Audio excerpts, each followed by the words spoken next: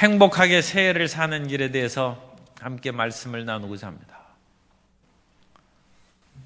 사람들은 행복이 하늘에서 갑자기 떨어지거나 나에게 호련히 다가올 것으로 생각하는 경향이 있습니다. 내 마음이 슬프고 괴로운데 주의 행복을 부어 주옵소서. 그런데 행복은 하늘에서 비가 내려서 그것이 금방 식물이 자라나지 않듯이 하늘에 비가 내리고 해가 찌고 땅에 뿌려진 씨앗이 그 해와 비를 받아서 끊임없이 자라고 성장할 때 열매를 맺는 것처럼 행복도 그런 것입니다. 하나님께서는 우리에게 복을 주시기를 원하십니다. 하나님께서 내리신 은혜를 받아서 우리 자신이 그 말씀을 붙잡고 믿음으로 전진해 나아가면 주님께서 우리에게 행복이라는 열매를 주시는 것입니다. 오늘 우리에게 하나님의 말씀이 있고 그 말씀을 붙잡는 믿음으로 전진할 때 참으로 행복한 2018년도 새해가 전개될 줄로 믿습니다. 그래서 우리가 행복하게 살아가기 위해서 첫째는 염려하지 말아야 돼요. 오늘 본문 말씀에 주는 것처럼 아무것도 염려하지 말라는 것입니다. 우리는 이 세상을 살아가고 자기 자신을 보존하기 위해서 생각을 많이 하고 걱정 근심도 많이 합니다. 세상에 끊임없는 질병이 다가오기 때문에 병으로 말미암아 우리가 근심이 있고 그 질병에서 치료함을 받고 어떻게 하면 더 건강하게 살아갈 수 있을까 생각합니다. 사람이 물질이 있어도 세상이 변화하는 시대에 그 물질이 계속 남아있을까 염려하기도 하고 내가 영원토록 주님 나라 가기까지 그야말로 물질의 부족함이 없이 살아갈 수 있을지 많이 가진 사람도 걱정하고 없는 사람은 없는 대로 걱정하고 자기 자신의 문제가 해결된 사람은 가족의 일을 위해서 걱정하고 자녀의 길을 생각하고 염려와 근심이 끊이지 않는 것입니다. 그러나 사실상 우리가 염려하고 근심하는 것들은 이 세상에서 별로 일어나지도 않을 뿐더러 서로 일어난다 할지라도 우리가 염려하고 근심하는 거하고 전혀 상관없이 일어난다는 것입니다. 어니 젤린스키가 느리게 사는 즐거움에서 조사한 바에 의하면 걱정의 40%는 결코 일어나지 않고 30%는 이미 일어났고 22%는 아주 사소한 것이니까 그건 일어나나 안 일어나 문제가 없다는 것입니다. 4%는 염려 근심에도 전혀 바꿀 수 없는 것이 4%다. 그것이 지금까지 더하면 96%예요. 96%는 그러니까 우리하고 상관없이 일어나는 것입니다. 또는 그 96% 가운데 22%는 대수롭지 않아서 걱정 하나하나 별 문제가 안 돼. 오직 4%만이 우리가 염려하면 좀 바꿀 수 있고 변화시킬 수 있는 것이라는데 96%는 A 플러스예요. 96점은 4% 걱정 안 해도 우리는 A 플러스 인생을 살아갈 수 있는 것입니다. 그러므로 염려와 근심은 처음부터 안 하는 것이 좋다. 우리가 염려하면 마음이 나뉩니다. 염려라는 단어가 메림나오라는 단어인데 이 메리조라는 단어는 나누다는 것이고 나오에서 누스라는 단어는 마음이라는 단어. 그래서 헬라에 염려하다는 그 단어는 마음이 나눈다는 뜻을 가지고 있어요. 사람이 뭉치면 살고 흩어지면 죽는다고 그러지 않습니까? 그런데 우리의 그 작은 마음이 흩어져서 나누이면 우리 마음이 견딜 수 없죠. 세상의 외압은 끊임없이 물밀듯이 우리에게 다가오는데 우리 마음이 굳세게 뭉쳐 있어서 이 세상의 그런 환난과 스트레스를 물리치기도 힘에 버거운데 우리 마음이 분열되면 감당을 못하는 것입니다. 사람들이 대부분 이렇게 보면 근심 걱정으로 마음이 나누면 감기 걸려요. 이 감기는 원래 바이러스가 항상 몸에 있어요. 그런데 우리의 몸이 그것을 이겨나가는 것입니다. 이 마음이 굳건하고 기쁨과 생명이 있으면 이겨나가는 거예요. 그런데 그 마음이 낙심하고 절망하고 좌절하고 그 마음이 분열되면 이 감기 기운을 못 이기는 거예요. 물론 독감 같은 것은 외부에서 들어오는 그런 독감입니다만, 일반적인 감기의 경우에는 그 사람의 마음이 상하면 대개는 감기 몸살로 드러눕습니다. 그 몸에 있는 것을 버티지 못하는 것입니다.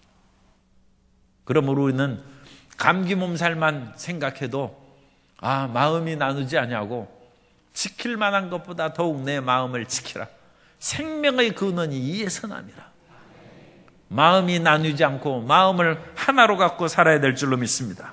마음이 나누면 그 나누인 마음에는 하나님께서 응답할 수 없습니다. 마음이 분열됐는데 어느 마음에 응답을 주겠습니까? 야고보서 1장 6절 이하에 보면 오직 믿음으로 구하고 조금도 의심하지 말라.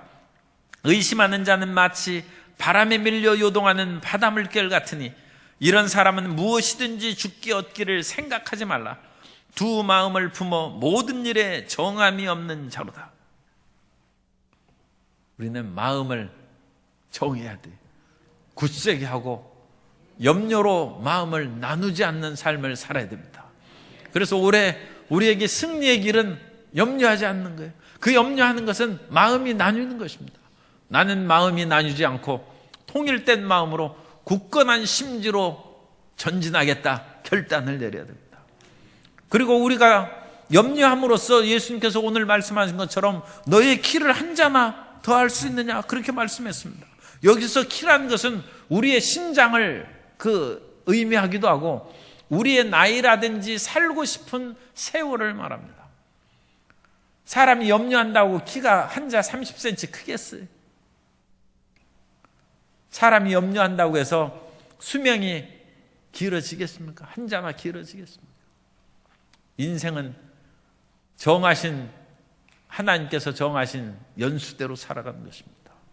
옛말에도 인명재천이라고 했지만 사람의 목숨은 사람 마음대로 할 수 있는 것이 아니라 하나님께서 정하신 그 길을 따라 나아가는 것입니다. 그러므로 우리는 염려함으로 우리의 키도 클 수 없고 우리의 세월, 인생의 그런 연한을 줄이거나 늘게 할 수 없습니다. 그러므로 우리는 어떤 것도 염려함으로써 내가 그 모든 것을 바꿀 수 없다는 것고 알고 염려하지 않는 인생을 살아야 됩니다. 그러나 다만 우리가 이 세상에 살아갈 때 사람으로서 당연히 다가오는 힘든 것은 있어요. 34절에 있는 것처럼 그러므로 내일 일을 위하여 염려하지 말라. 내일 일은 내일이 염려할 것이요 한날의 괴로움은 그날로 족하니라. 한날의 괴로움이 있는 거예요. 왜 한날의 괴로움이 있습니까? 먹고 살아야 되니까 하루 일해야죠. 하나님께서는 크리스찬이라고 해서도 일 안 하고 먹고 살도록 하시진 않았어요. 이 땅에서 모든 사람은 일해야 먹고 삽니다. 데살로니가후서 3장 10절에 보면 우리가 너희와 함께 있을 때에도 너희에게 명하기를 누구든지 일하기 싫어하거든 먹지도 말게 하라 했던. 하나님께서는 아담과 하와가 죄를 짓기 전에도 에덴 동산에서 일을 하게 하셨어요. 동산을 지키고 그것을 경작하라고 하셨어요. 원래 노동은 저주가 아니었고 노동은 신성한 것이었는데 인간이 죄를 범함으로써 노동이 저주로 바뀐 것입니다. 그러나 원래 하나님의 뜻에 따라서 우리는 열심히 일하면서 살아가야 되는 것입니다. 뿐만 아니라 우리가 이 세상에서 살아갈 때는 믿는 자들도 시민으로서의 그런 의무를 행해야 돼요. 그래서 올해 2018년도 우리 교회 표어는 나라 사랑으로 충만한 착한 시민이 하나 들어있어요. 착한 시민. 그래서 착한 시민은 우리가 별로 즐거워하지 않지만 세금 잘 내야 됩니다. 로마서 13장 7절에 보면 모든 자에게 줄 것을 주되 조세를 받을 자에게는 조세를 바치고 관세를 받을 자에게는 관세를 바치고 두려워할 자를 두려워하며 존경할 자를 존경하라. 나라가 유지가 되고 사회 복지가 되려면 국민이 세금을 내야죠. 세금을 내지 않으면 어찌 나라를 이끌어가겠습니까? 어찌 국방을 지키는 군인들에게 양식을 주고 군복을 입히고 무기를 구입할 수 있겠습니까? 그래서 국민으로서 그 같은 세금을 내야 되는데 이 세금을 내는 것은 힘들다는 거예요. 옛날 얘기해 보면 어떤 사람이 소복을 입고 그야말로 그렇게 슬피 울고 있어서 가서 물어보니까 호랑이한테 아들이 죽었다. 보니까 무덤이 또 2개나 있어요. 이게 무엇이냐 하니까 호랑이가 자기 시아버지도 남편도 이번엔 아들까지 죽였다. 아니 이 호랑이가 이와같이 출몰하는 이 땅에서 왜 사느냐? 저 아래 마을로 내려가면 되지 않겠느냐? 그랬더니 싫다는 거예요. 왜냐하면 거기는 세금이 있다는 거예요. 거기는 가혹한 정치가 있어서 그 가혹한 정치 때문에 차라리 호랑이가 있는 것이 낫지. 그래서 가혹한 정치는 세금 그 호랑이보다 무섭다는 거예요. 세금이 호랑이보다 무서운 것이죠. 사실 호랑이보다 무서운 것은 꽃감도 있고 뭐 여러 가지 있긴 하죠. 그렇지만 사람이 국민으로서 의무를 수행하는 것은 마땅한 것입니다. 그러나 그런 것들이 한나라의 괴로움이에요. 그래서 한날에 당연히 우리가 해야 될 노동의 수고함, 공부하는 수고함, 또 여러 가지 국민의 다양한 납세나 국방이나 교육이나 다양한 그런 의무를 수행하는 그런 힘든 것이 있습니다. 그런 것을 제외하고는 내일 일을 염려하지 말라는 것입니다. 우리 옆에 계신 성도님에게 내일 일을 염려하지 맙시다 인사하겠습니다. 그래서 염려하지 말아야 돼. 염려하지 말아요. 1년 뒤에 염려하고 그런 분들도 있어요. 그러지 말아요. 염려하지 말고 내일 일을 염려하지 말고. 둘째로 행복한 새해를 살려면 믿음을 가져야 돼요. 우리가 믿음을 갖고 살아가는 것이 행복의 길입니다. 그래서 염려 없이 살라는 것은 개념 없이 아무것도 염려하지 않고 살라는 것이 아니라 자기 일을 준비하고 열심히 하면서 염려하지 말라는 것입니다. 겨울이 되어서 흰 눈이 내렸을 때 회색빛 토끼가 아침에 세수하러 나왔다고 이렇게 보니까 온 천지가 하얗게 눈으로 덮였어요. 그 금방 자신의 그런 잿빛 토끼 그 모습이 드러나는 거예요. 그래가지고 그 잿빛 회색빛 토끼가 빨리 다시 굴로 들어가서 세수하러 가다가 돌아와가지고 부르짖어 기도하는 거예요. 하나님, 온 천지가 이렇게 하얗게 됐으니 내 회색빛 몸으로만 나가면 금방 야수들이 표적이 돼가지고 내가 드러나가지고 잡혀 죽겠는데 어찌 살라고 이런 시련을 주시나이까?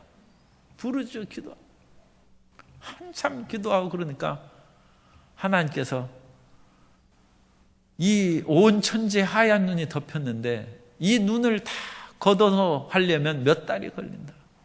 그러느니 차라리 내 몸에 있는 잿빛 털 뽑고 흰색 털로 갈아입으라는 자신의 일을 행해야지.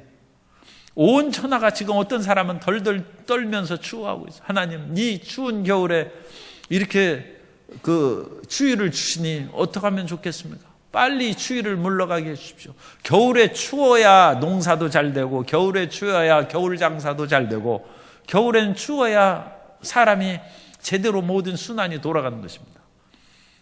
여름에 말라리아 병에 걸린 선교사님들은 겨울에 한국 와서 지내기를 바라요. 왜냐하면 이 말라리아 병을 걸린 그 약을 먹고서도 그 더운 지방에 계속 있으면 그 균이 안 죽는다는 거예요. 그런데 이 혹독한 추위 겨울에 한국에 와가지고 겨울을 보내면 말라리아 균이 얼어 죽는 거예요, 속에서. 겨울이 필요한 거예요. 그래 겨울 춥다고 하지 말고 하나님 이 추워서 어찌 살면 좋겠습니까? 그러지 말고 겨울 추위 염려하지 말고 털옷 사서 입으라는 거예요. 너 털옷 사 입으면 문제가 해결되는데 온 천지 다 바꾸려고 그러지 말라는 거예요. 우리가 염려하는 것이 많은 경우에는 나 자신을 잿빛 토끼가 털갈이 하면 되고, 겨울 그냥 그 두꺼운 옷 입으면 되고, 두꺼운 옷 없으면, 그 살돈 없으면 2겹, 3겹 껴입으면 되는 것이죠. 양말도 3겹 껴입으면 되는 것이죠. 그렇게 해서 자신을 변화시키면 되는 것이지, 세상 바꾸려고 몸부림쳐가지고 염려 근심으로 얼굴 주름살 생기지 말라는 것입니다. 그래서 우리는 자신의 일을 하면서 염려 근심의 걱정을 없애버려야 됩니다. 하나님께서는 우리를 사랑하시기 때문에 우리를 돌보십니다. 하나님께서 이 천지에 혹독한 겨울이 다가오고 눈이 내리고 비바람이 몰아치는 그와 같은 시련이 다가온 것은 세상을 운영하는 거대한 자연 법칙에 의해서 이끌어가는 것이고, 거기에 우리 자신이 순응하여 살아갈 수 있도록 은혜를 주십니다. 주님께서는 공중에 나는 새를 보라고 말씀하셨어요. 이 새들은 겨울에 곳간에 모아놓은 것도 없어요. 그러면서도 새들이 살아갑니다. 너희는 새들보다 중하지 않느냐, 그렇게 말씀합니다. 하나님께서는 이 새들이 먹을 것이 없어요. 울부짖을 때 주님께서 먹을 것을 주신다고 말씀합니다. 욥기 38장 41절에 보면 까마귀 새끼가 하나님을 향하여 부르짖으며 먹을 것이 없어서 허우적거릴 때 그것을 위하여 먹이를 마련하는 이가 누구냐? 우리는 입을 것이 없다고 그러는데 명품 옷 안 입어도 괜찮습니다. 따뜻하게 입으면 되는 것이죠. 하나님께서는 입을 것이 없다고 할 때 28절에서 또 너희가 어찌 의복을 위하여 염려하느냐? 들의 백합화가 어떻게 자라는가 생각하여 보라. 수고도 아니하고 길쌈도 아니하느니라. 그러나 내가 너희에게 말하노니 솔로몬의 모든 영광으로도 입은 것이 이 꽃 하나만 갖지 못하였느니라. 하나님께서는 공중의 새도 먹을 것을 주시고 들에 핀 들풀도 백합화도 입히시는데 하물며 너희일까 보냐. 사람은 존귀한 존재입니다. 사람은 일생의 그런 날아가는 새나 까마귀보다 사람은 존귀한 존재입니다. 들풀보다 존귀한 존재입니다. 왜 인생은 존귀합니까? 하나님이 자기의 형상과 모양으로 사람을 지으셨기 때문에 그렇습니다. 그러므로 우리는 하나님의 형상과 모양대로 지은 위대한 존재입니다. 그 사실에 대해서 시편 8편 5절 이하에 그를 하나님보다 조금 못하게 하시고 영화와 존귀로 관을 씌우셨나이다. 주의 손으로 만든 것을 다스리게 하시고 만물을 그의 발 아래 두셨으니 곧 모든 소와 양과 들짐승이며 공중의 새와 바다의 물고기와 바닷길에 다니는 것이니이다. 하나님께서는 우리 모든 인생을 들에 핀 백합화나 공중의 새보다 더 존귀하게 지키고 돌보시는 것입니다. 그 하나님을 믿어야 되는 것입니다. 그 하나님께서 정말로 우리를 돌보시고 살려주실 줄 믿습니다. 오늘날 이 세상에 험악해서 굶주리고 헐벗은 사람들이 적지 않습니다. 그런 것은 하나님께서 돌보시지 않기 때문이 아니라 인간의 욕심으로 말미암아 사람의 있는 것을 빼앗고 적절하게 그 모든 사람을 살지 못하게 하기 때문에 그렇습니다. 또 어떤 경우에는 하나님께서 먹을 것과 입을 것을 주시는데도 불구하고 세상의 육신의 정욕과 안목의 정욕과 이생의 자랑으로 너무 과도한 탐욕을 갖기 때문에 필요 이상의 것을 인하여 염려하고 근심하고 마음의 좌절과 낙심을 갖는 것입니다. 그러므로 우리는 하나님을 의지하는 믿음을 가져야 되고 이 세상의 탐욕에서 벗어나는 믿음의 사람이 되어야 됩니다. 그 걱정하지 말라는 거예요. 걱정하면 그것으로 인하여 온몸의 기관이 위축되고 그것 스트레스로 말미암아 암이 다가오고 질병이 다가오는 것입니다. 하나님께서는 우리가 건강하고 행복하고 편하게 살기를 원하십니다. 두려움과 걱정을 벗어버리고 믿음으로 살아가는 자녀가 되어야 될 줄로 믿습니다. 더 나아가서 우리는 적극적으로 하나님께 우리 인생을 맡기고 살아야 됩니다. 마태복음 11장 28절에서 말씀합니다. 수고하고 무거운 짐진 자들아 다 내게로 오라. 내가 너희를 쉬게 하리라.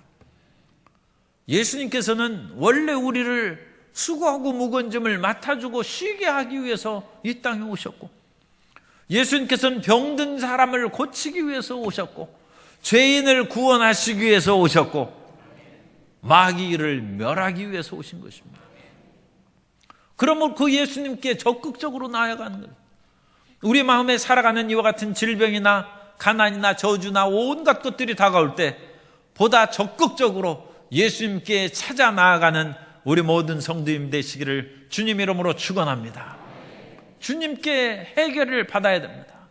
그래야지 이 세상에서 가만히 있으면 그게 저절로 해결되는 것이 아닙니다.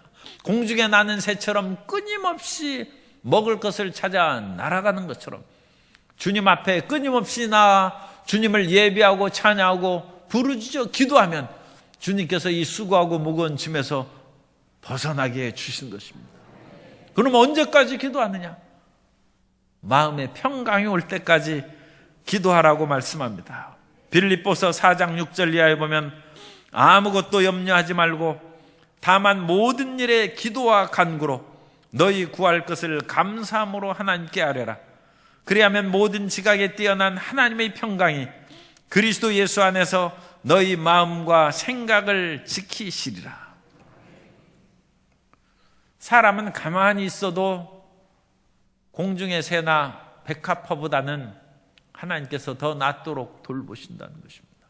그러나 그것만으로, 그런 소극적인 행동으로 이 세상을 승리하며 살아가기는 어렵습니다. 왜냐하면 이 세상은 악한 사람이 많고 흑암의 세력이 있어서 인생을 도둑질하고 죽이고 멸망시키기 때문입니다. 그래서 이 세상에서 마귀가 없다면 우리가 가만히 새들처럼 살아갔는데, 새들은 그 마귀가 특별히 괴롭히지 않죠. 그것은 새들은 영혼이 없기 때문에 살다가 없어지는 것입니다. 그러나 사람은 영혼의 존재이기 때문에 하나님께 올라가지 못하도록 마귀가 끊임없이 인생을 어렵게 만들고 도둑질하고 죽이고 멸망시키는 것입니다. 그러므로 우리는 마귀와 모든 사회적인 잘못에서 벗어나기 위해서 더 열심히 예수님께 나아가고 더 열심히 부르짖어 기도해야 됩니다. 그런데 부르짖어 기도할 때 우리가 어디까지 기도해야 되느냐? 작은 것에서부터 큰 것까지 다 기도해야 됩니다. 따라서 하세요. 작은 일부터 중요한 일에 이르기까지 모든 것을 기도해야 합니다. 하나님께서는 우리의 일거수일투족을 살피시고 인도하여 주신 것입니다. 요즘에는 아파트에 차가 많이 돼가지고 주차하기가 힘들어요. 그래서 늦게 이제 주차를 할 때 그때 하나님 자리를 주십시오, 그렇게 기도하면 마침 자리가 한 자리에 비어 있어요. 그것도 아주 좋은 자리가. 왜냐하면 바로 어떤 사람이 나가더라고요. 그분은 그렇게 밤에 떠난 사람이 11시에 나가는 거예요. 그렇게. 그래서 자리가 생겨요. 그거 주차하는 것은 그냥 어디 병렬에서 세워놓고 그렇게 해도 큰 문제는 없죠. 그러니까 그것은 작은 문제라고 할 수 있어요. 그러나 일반 그런 주택가에서는 정말로 세울 데가 없을 수가 있죠. 작은 일에서 큰 문제에 이르기까지 나는 큰 문제만 기도한다, 그렇게 하지 말고 작은 일에서부터 기도해야 됩니다.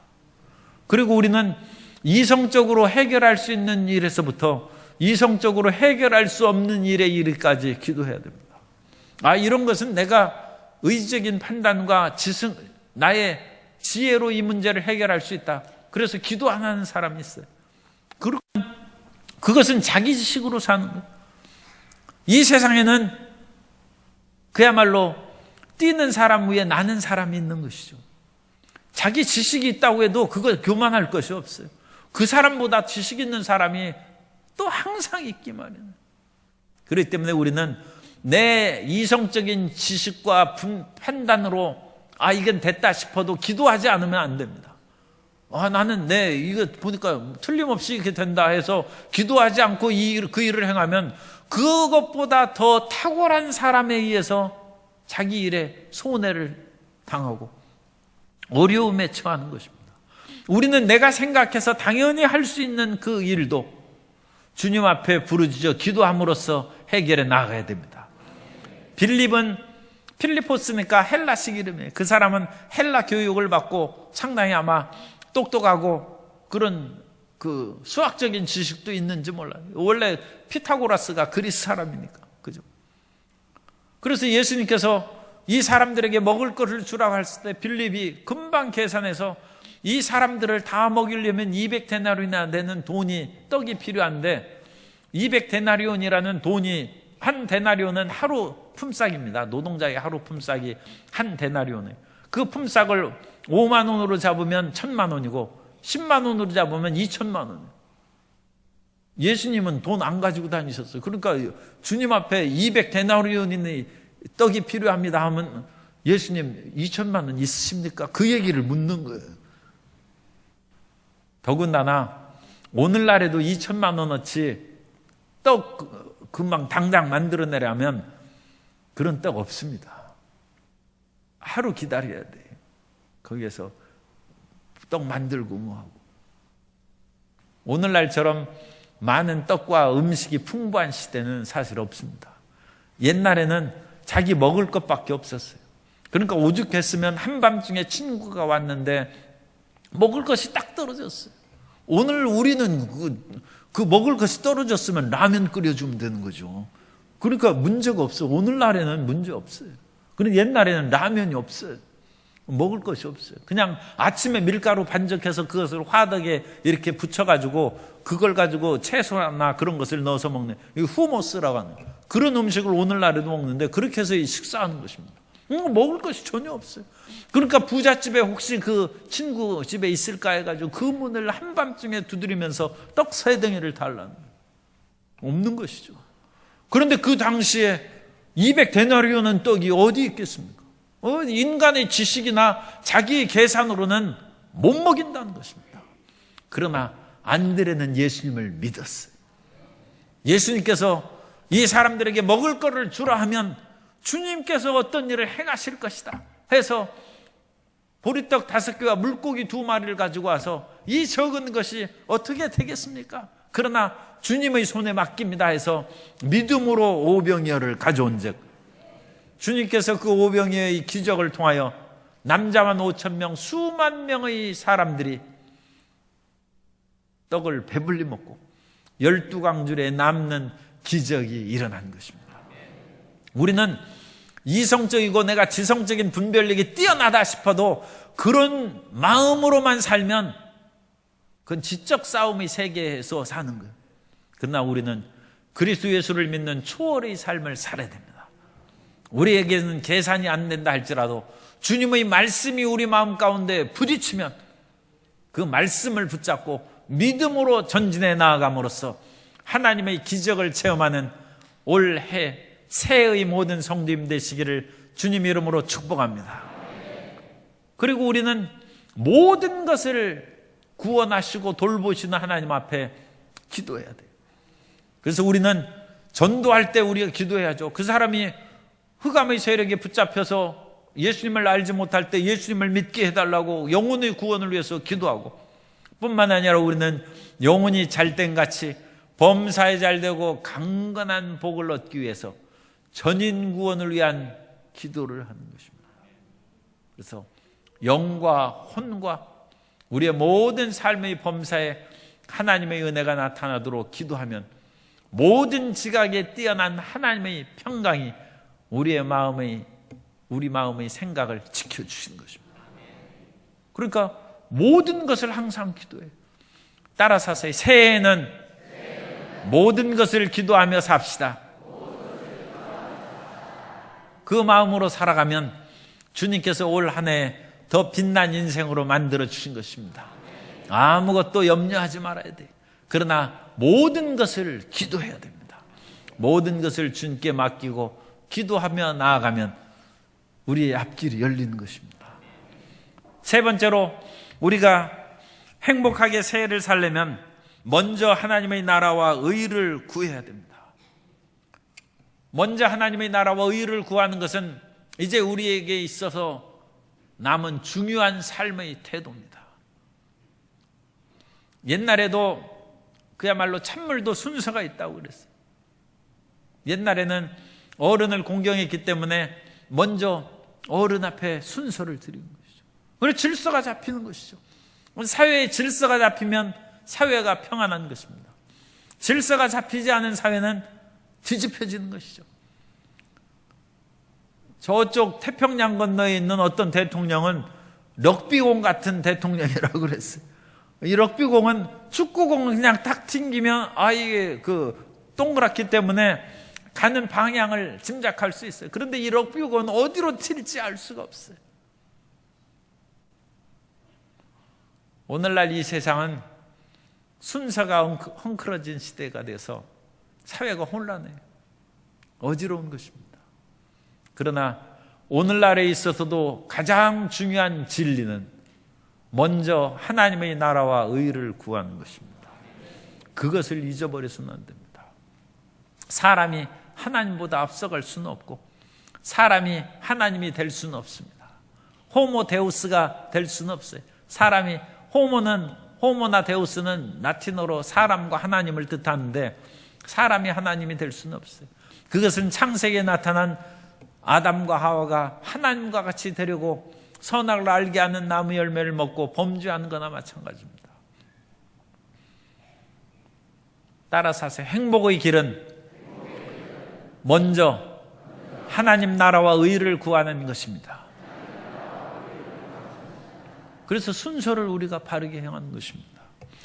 우리 마음 가운데 고통과 좌절이 그렇게 다가올 때 그 마음의 고통을 없애는 길이 있습니다. 여기 컵이 있는데 이 컵 속에 이 컵에 물이 들었군요. 이 컵이 빈 컵이 이렇게 있으면 빈 컵에 공기가 들어있죠. 그러면 공기를 빼려면 어떻게 하면 되겠어요? 이미 이 답을 가르쳐 주셨어요. 이 공기를 빼기 위해서는 컵 속에 공기를 빼려면 컵을 진공 그릇에 넣어야죠. 그래야 공기가 빠져나가지 않습니까? 아니면 우리가 대기권 지구 밖을 벗어나면 거기는 공기가 없으니까 컵에 있는 공기가 싹 날아가 버리는 거죠. 그런데 지구 밖에 가려면 돈이 더 들어요. 그러니까 그건 할 수 없어요. 그래서 이 컵 속에 있는 공기를 없애는 쉬운 방법은 컵 속에 물을 부으면 공기가 저절로 나가는, 물을 부으면 되는 거예요. 우리 마음에 여러 가지 근심과 걱정과 삶의 잘못된 것이 마음을 무겁게 내리누를 때 이 머릿속에 있는, 우리 마음속에 있는 것을 어떻게 빼냅니까? 그 마음속에 있는 것을 빼내는 그 길이 하나님의 나라와 의를 집어넣는 거예요. 그러니까 그것이 살 길이에요, 살 길. 사람에게는 힘들고 어려운 일이 항상 있기 마련인데 엘리사 시대에 엘리사의 제자가 일찍 죽었어요. 그래가지고 그 제자 아내가 엘리사를 찾아옵니다. 당신의 제자를 당신이 아는데 많은 빚을 지고 이제 죽었기 때문에 우리에게 남은 두 아이를 그 빚을 준 사람이 노예로, 종으로 데려가려고 합니다. 남편도 없어지고 두 아들도 노예로 잡혀가면, 종으로 팔려가면 내가 어찌 살겠습니까? 그러자 엘리사가 너희 집에 무엇이 있느냐 묻습니다. 우리가 가진 거 아무것도 없습니다. 다만 기름 한 그릇이 있습니다. 그래, 그러면 그 기름 한 그릇을 가지고 살 길을 이제 마련해야죠. 이웃에게서 빌릴 수 있는 대로 많은 그릇을 빌리라는, 조금 빌리지 말라는 것입니다. 그래서 이웃에서 많은 그릇을 빌려서 온 방에 가득 채웠어요. 어찌하리까? 기름 그릇에 있는 기름을 그 그릇에 부으라는, 그것도 말이 안 되죠. 이 기름 한 그릇에 있는 거 부으면 없어지지 않습니까? 그러나 이 엘리사 그 제자의 그 아내가 믿음이 있는 거예요. 그 말을 듣고 기름을 붓기 시작합니다. 그런데 그 기름을 붓는데 온 빌린 그릇에 기름을 차고 하는데도 자기 집에 가져있던 그 기름 그릇에 기름이 끊어지지 않아. 계속 기름이 나온다. 그래서 기름이 가득 찼어요. 그래서 더 빈 그릇이 있느냐 하니까 빈 그릇이 없다고 할 때 그 그릇에 있는 기름이 이제 딱 멈췄습니다. 또 쫓아가서 엘리사 선생님, 이제 어떻게 하면 좋겠습니까? 그러자 엘리사가 그 기름을 팔아서 빚을 갚고 생활하라는 것입니다. 남편이 죽은 엘리사 제자의 그 아내가 마음도 괴롭고 물질도 없고 살 길이 막막한데 기름을 팔면서 살아가면 빚을 갚고 자기 마음의 괴로움도 잊어버린다. 꿀벌은 슬퍼할 겨를이 없다고 했습니다. 왜 꿀벌이 슬퍼할 겨를이 없습니까? 열심히 살다 보니까 좀 슬퍼하려도 슬퍼할 시간이 없어요. 그러다 보니까 슬픔이 없어졌어요. 문제는 해결되는 것이 아니라 없어지는 거예요. 문제 해결하려고 몸부림치다가는 그냥 그 문제로 늙어가는 거예요. 그냥 잊어버리고 사는 것입니다. 그럼 어느새 그 문제가 없어지는 것입니다. 그럼 우리가 어떤 것으로 우리 마음을 채워서 우리 마음의 괴로움과 번뇌를 없애버립니까? 하나님의 나라와 의로 우리 마음을 채우라는 거예요. 하나님의 나라와 의로 그 마음을 채우면, 지금 주님께서 우리 지금 염려에 대해서 말씀하는 거예요. 너희는 무엇을 먹을까 마실까 염려하지 말라. 그러다가 주님께서 결론이 말씀이 뭡니까? 그런즉 너희는 먼저 그의 나라와 그의 의를 구하라. 그리하면 이 모든 것을 너희에게 더하시리라. 염려 근심이 한없이 있는데 어떻게 살면 좋겠습니까? 염려 근심 있는 대로 예배 열심히 드리라는 거예요. 염려 근심 있는 대로 성경 읽으라는 거예요. 염려 근심 있는 대로 기도하라는 거예요. 그래서 하나님의 것으로 채워 넣어야 공기가 빠져나가죠. 우리의 탁한 마음이 사라져버리죠. 근심이 사라져버리지. 그 근심 없어지게 해달라고 지구 밖을 벗어나서 그 공기가 빠져나가기를 기다리겠습니까? 우리 인생의 성공의 길은 먼저 그 나라와 의를 구하는 것입니다. 이 세상의 일에 순서가 있어요. 가장 먼저 해야 될 순서가 하나님의 나라와 의를 구하는 것입니다. 인생에 있어서 순서가 중요한 그 예화가 여러 개 있어요. 옛날에는 조삼모사라고 했어요. 송나라 때 저공이라는 그런 그 사람이 원숭이를 키웠는데 그 원숭이에게 아침에 바나나 3개, 저녁에 4개, 조삼모사죠. 저녁에 4개 준다고 했어요. 원숭이들이 머리에 띠뜨고 대모했어요. 우리 이렇게 말이지 푸대접해서 살 수가 없다. 그러자 그 저공이 미안하다. 아침에 바나나 3개가 아니라 4개를 주겠다. 그 대신에 저녁엔 3개다. 그러니까 원숭이들이 다 좋아했다는 거예요. 결국 그 주인은 7개로 똑같아요. 그러면 아침에 3개 주는 것을 4개로 주고 저녁에 4개 주는 것을 3개로 줄인 거예요. 그래서 그것은 어리숙한 사람을 속여먹는 그런 꾀라고 얘기합니다만 오늘날에 그것을 생각해 보면 그것도 다릅니다. 어떤 사람이 저녁에 식사를 많이 했어요. 바나나를 4개씩 먹어요. 그래가지고 비만에 걸렸어요. 살 길이 뭡니까? 저녁에 3개로 줄이고 그 대신에 나 바나나 좋아하는데 아침에 4개 드시면 되는 거예요. 아침에 3개 하지 말고 아침을 많이 드시고 그러면 낮에 활동하니까 그 모든 열량이 소모돼서 없어질 거 아닙니까? 저녁을 조금 먹고 그러면 비만 문제도 해결되고 건강으로 살아갈 길이 있는 순서를 바꾸면 인생이 바뀌는 거예요. 단순히 바나나 아침에 3개, 4개가 문제가 아니라 아침을 어떻게 시작하느냐에 따라서 그 사람의 하루 생활이 틀려요. 우리 인생에 있어서 순서를 바꾸는 그 일이 올해 우리 마음 가운데 정리되고 실질적으로 준행되기를 바랍니다. 옛날 중국에 18세기에 태평천국의 난이 일어나가지고 그 난의 반도들이 세력이 어찌나 강한지 국가에서 진압군을 보내는데 그 진압군이 계속 전쟁에서 패배하는 거예요. 왜냐하면 그 반란의 세력은 계속 사람들이 모여가지고 수백만, 그래가지고 거의 수천만 명까지 됐다고 했어요. 그러니까 이 진압군 뭐 1, 20만 보내가지고 그것을 진압할 수 있겠습니까? 그러니까 나라에서는 그 책임을 물어가지고 그 진압군 장군을 다 그냥 목을 뱄어요. 그런데 지혜로운 증국본이라는 그런 장군이 진압해서 내려갔어요. 내려가 보니까 적군의 세력이, 이 반도들의 세력이 얼마나 맹렬한 기세로 그 확장되고 세력이 강해지는지 당해낼 수가 없어요. 당해낼 수가. 그래서 이제 왕에게 보고해야 될 거 아닙니까? 황제에게 보고를 쓰는데 이전의 장군들은 연전연패라고 했다는 거예요.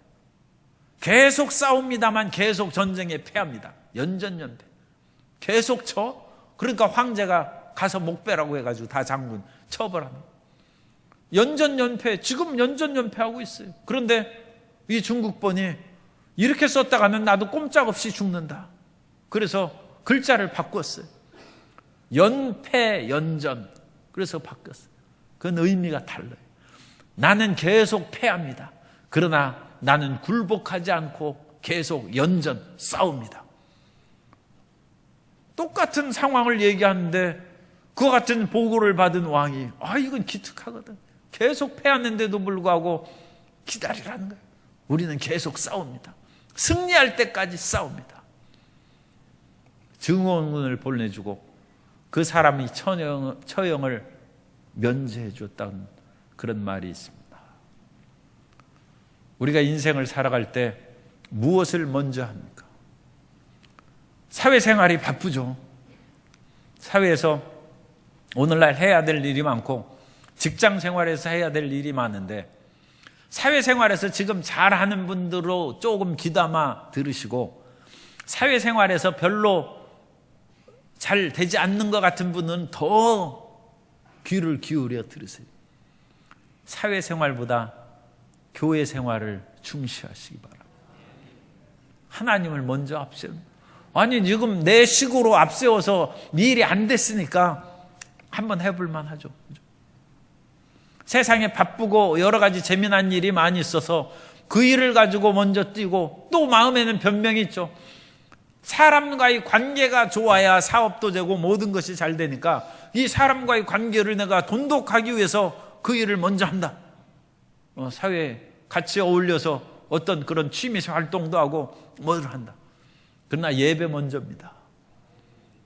그래서 예배 먼저로 하나님 앞에 앞서서 먼저 나오고 지금 내가 즐겁고 재미난 일이 많이 있어요. 그래서 그것을 할까 뭐 할까 망설일 때 기도 먼저 해요. 기도. 하나님 앞에 먼저 기도합니다. 세상에 쓸 것도 많고 필요한 물질도 필요한 여러 가지 일들이 많아서 물질이 부족한데도 불구하고 11조 먼저 드리고 그래서 하나님 앞에 예배를 먼저 하고 기도 먼저 하고 아무리 바쁘고 신문은 어떤 사람은 빠지지 않고 읽는 사람이 있어요. 요즘 젊은이들은 뭐 또 다릅니다만 성경 그렇게 빠짐없이 읽는 걸로 바꿔야 돼요. 성경 먼저, 말씀을 먼저, 기도 먼저 드리고 11조 먼저 드리고 먼저 하나님의 나라와 의를 구하면 주님께서 우리에게 복을 주십니다.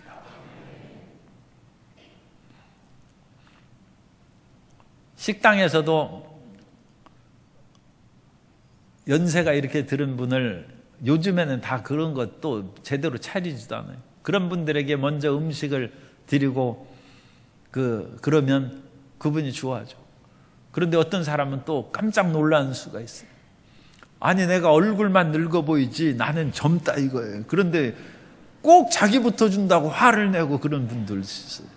내가 그렇게 늙어 보이나요? 그렇지 않다고 얘기하는데 그러나 순서대로 하면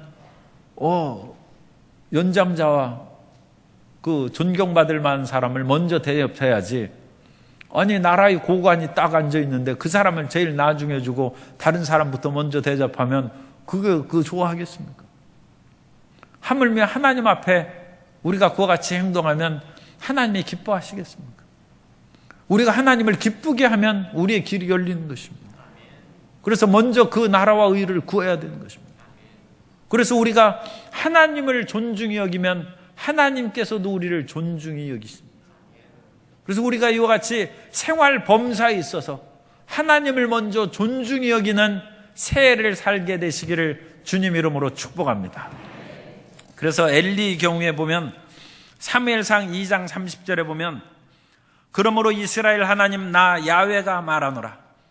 내가 전에 내 집과 내 조상의 집이 내 앞에서 영원히 행하리라 하였으나 이제 나 야훼가 말하노라. 결단코 그렇게 하지 아니하리라. 나를 존중히 여기는 자를 내가 존중히 여기고 나를 멸시하는 자를 내가 경멸하리라. 하나님이 엘리 제사장 집안에 하신 말씀입니다. 엘리 제사장에게 두 아들이 있었는데 홈리와 비느하스입니다. 그 두 아들이 하나님 전에 나오는 고기를 먼저 빼먹었어요. 그리고 부도덕한 그런 행동도 하고 그랬어요. 그런데도 불구하고 엘리가 그 자식을 제대로 간수하지 않았어요. 그래서 하나님께서 하나님의 사람을 보내서 엘리를 책망하는 것입니다. 내가 나보다 아들들을 더 중히 여기느냐. 그러므로 나를 존중히 여기는 자를 내가 존중히 여기고 나를 경멸히 여기는 자를 내가 멸시한다는 것이다. 그러므로 너희 집안은 다시 일어나지 못할 것이다. 엘리 집안에 대한 책망의 말씀입니다. 하나님을 존중히 여기시는 복된 새해가 되시기 바랍니다. 하나님을 귀하고 소중하게 여기십시오. 우리는 하나님의 은혜로 사는 것이죠. 그래서 은혜로 살아서 구원받고 죄사함을 받았기 때문에 마냥 철부지처럼 하는 경향이 있어요. 그러나 원래 그러면 안 됩니다. 하나님은 존귀하신 분. 하나님을 높여야 됩니다. 주님께서 내 이름을 알고 내 이름을 높이는 자를 주님께서 복을 주신다고 말씀합니다. 감사로 제사를 드리는 자가 나를 영화롭게 하나니 그의 행위를 옳게 하는 자에게 내가 하나님의 구원을 보이리라. 이 세상에서 우리가 많은 일을 행하는데 결국 하나님께 나아가서 하나님께서 우리에게 물으시는 것은 주님께서 내가 나를 위해 무엇을 했느냐를 물으십니다. 이 세상에 수많은, 그러니까 어떤 사람이 친구하고 서로 얘기하면서 자기의 잘난 일을 많이 자랑하고 그럴 때 그 친구가 반문할 수 있죠. 너 그렇게 좋은 일만 하고 많은 사람들에게 그야말로 그 칭찬받는 일을 많이 했는데 나한테 해준 것은 뭐냐? 그럼 얼굴이 뜨거워지는 것이죠. 아무리 자기 자랑해도 마주 앉은 사람한테 해준 것이 없어요. 그건 헛자랑이죠. 우리가 주님 앞에 서 있을 때 주님께서 우리에게 나를 위하여 한 것이 무엇이냐? 내가 너에게 한없는 은혜를 주었는데 내가 이 세상에서 그 복을 받아 누리면서 정말로 재미나고 마음대로 산 것 같다. 그런데 나를 위해서 무엇을 했느냐? 그것을 하나님께서 마지막 때 물으신다는 것입니다. 그것은 제 말이 아니라 조지 스위팅이라는 마지막 날의 평가에서 나오는 얘기입니다. 우리가 새해를 행복하게 살아가는 것은 하늘과 땅의 모든 권세를 가지신 하나님의 나라와 의를 먼저 구하는 것입니다. 그래서 하나님을 기쁘시게 하면 우리의 앞길은 저절로 열릴 것입니다. 그래서 무엇보다도 첫 번째는 아무것도 염려하지 말아요. 아무것도 염려하지 말고. 그럼 아무것도 염려하지 말고 무개념으로 사는 것이냐? 그렇지 않습니다. 우리는 하나님께서 우리를 사랑하시고 돌보신다는 것을 믿어야 돼요. 그리고 그 믿음 위에 더해서 우리는 적극적으로 우리의 수고하고 무거운 짐을 예수님 앞에 나아가 맡기고 기도함으로써 우리의 모든 작은 일부터 큰 일에 이르기까지 기도함으로 하나님 앞에 맡기고 더 나아가서 이제까지 삶의 그 순서도 우리 성도님들이 바르게 대부분 해오셨습니다만 그래도 올해는 더 적극적으로 먼저 하나님의 나라와 의를 구하는 순서를 먼저 해서 예배 먼저, 말씀 먼저, 기도 먼저 하나님을 기쁘시게 하는 그 일을 먼저 행하면 우리의 인생에 하나님의 축복이 넘쳐나게 될 것입니다. 그런 은총으로 승리하는 2018년도의 새해가 되시기를 주님 이름으로 축원합니다.